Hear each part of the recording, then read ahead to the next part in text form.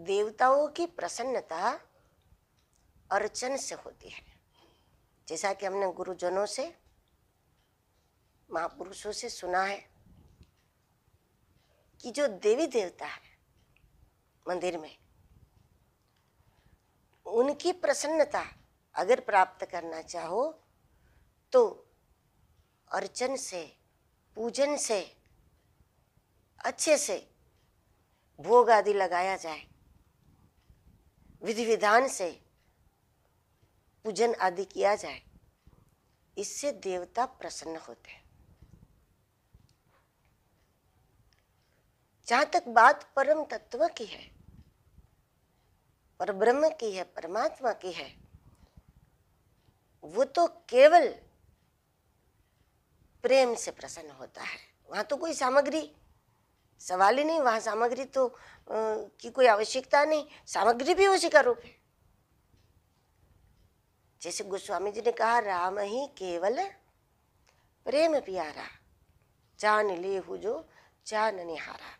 हमारी चित्त वृत्ति उनमें लगी रहे, हम उनको अपनावे, उनको अपना माने, सुख में भी और दुख में भी उनकी दयालुता पर संदेह न करे, उनकी कृपा पर संदेह न करे। ऐसा नहीं कि कष्ट के समय कहीं कृपा करो, क्योंकि उनकी कृपा पर संदेह होगा तभी तो कहना पड़ेगा कृपा करो। प्रत्येक परिस्थिति में हम उनको अपने निकट समझे, उनको अपना सदैव सदैव सदैव अपना परम हितकारी समझे। उनको हम देते क्या है वो महत्वपूर्ण है, उनको मानते क्या है। राम ही केवल प्रेम प्यारा। लेकिन जब हमारे पितृ होते हैं, पितृ पाठ से प्रसन्न होते हैं। श्राद्ध वगैरह जरूर करना चाहिए, लेकिन जब श्रीमद् भागवत होता है या कोई भी पुराणों की कथा होती है तो पितरों के लिए इस बात का महत्व नहीं होता है कि विधान कितना किया, कैसे कितनी पूजा हुई, श्रृंगार आदि पे उसका ध्यान नहीं है, लेकिन वो पाठ सुनते हैं, बिल्कुल वो पाठ सुनते हैं। और इसीलिए जब श्राद्ध पक्ष होता है उस समय जैसा धर्म ग्रंथों में बताया उसके अनुसार तर्पण, श्राद्ध, ब्रह्म भोजन आदि जो आप कर सकते हैं वो बिल्कुल करें।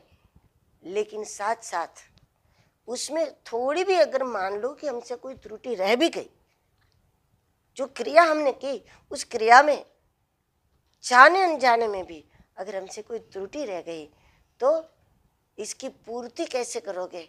इसकी पूर्ति होती है धर्म ग्रंथ का पाठ करना चाहिए, श्रीमद् भागवत का पाठ करना चाहिए। जिस दिन श्राद्ध हो घर में उस दिन विशेष रूप से धर्म ग्रंथ का पाठ करें, श्रीमद् भागवत का पाठ करें, श्रीमद् भगवत गीता का पाठ करें। और अगर ये नहीं कर पा रहे तो कम से कम विष्णु सहस्त्र नाम का पाठ अवश्य करें। विष्णु सहस्त्र नाम का श्लोक भी आता है तो श्लोक के रूप में करें, या फिर अलग अलग नाम के रूप में 1000 नाम है, अगर वो कर सकते हैं तो उसका पाठ करें। और बिल्कुल ही पढ़ना नहीं आता तो फिर अपने इष्ट के नाम का जप सुमिरन विशेष रूप से उस दिन करना चाहिए उन सब के कल्याण के लिए। तो इससे जो भी कुछ क्रियाओं में कुछ भी त्रुटि रह जाती है उसकी पूर्ति उससे होती है। पाठ अवश्य करना चाहिए।